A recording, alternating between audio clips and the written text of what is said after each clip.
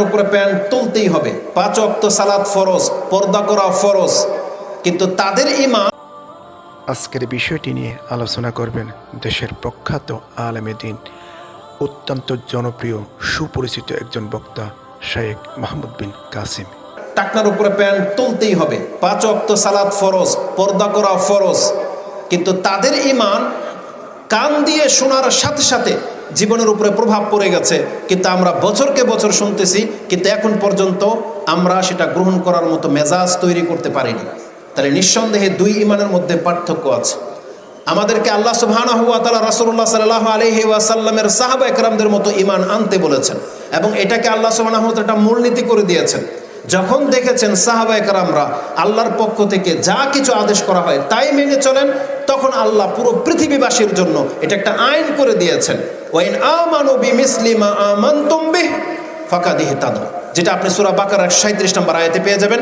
আল্লাহ সুবহানাহু ওয়া তাআলা বলেন, আজকে সাহাবা একরাম এবং হে নবী আপনি যেভাবে আল্লাহর প্রতি ঈমান এনেছেন, যদি পুরো পৃথিবীবাসী আপনাদের অনুকরণ করে ঈমানের ক্ষেত্রে আপনাদের মতো ঈমান আনতে পারে, ফাকাদ ইহতাদাউ, তাহলেই হেদায়েত পাবে, নয়তো নয়।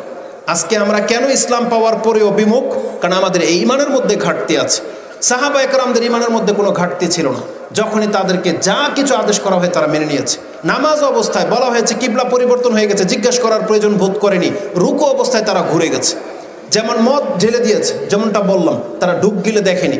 যখনই একজন সাহাবের চুল বেশি লম্বা ছিল, টাকনার নিচে প্যান্ট ছিল, রাসূলুল্লাহ তাকে বলেছেন যদি সে চুলগুলো কেটে নিত, যদি তার প্যান্টটাকে ছোট করে নিত, এক মুহূর্ত দেরি করেনি, ঘরে গিয়েছে, কেচে দিয়ে চুল প্যান্ট কেটে চলে আসছে। এটা হচ্ছে ঈমান। তো এটাই হলো আল্লাহ সুবহানাহু ওয়া তাআলা দেখতে চেয়েছেন, যে আল্লাহমুখী হতে হলে এইরকম একটা মেজাজ তৈরি করতে হবে। ইব্রাহিম আলাইহিস সালাম তিনি বলেছিলেন, ইন্নী যাহিবুন ইলা রাব্বিহি সায়াহদিন, আমি আমার রবের দিকে চললাম, তিনি আমাকে রাস্তা দেখাবেন।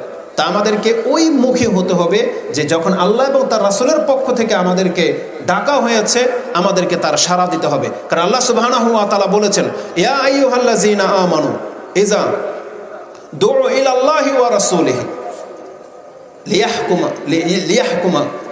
লিয়াহকুমা, যে আয়াতটা সূরা আনফাল আছে ওটা নিয়ে নেন।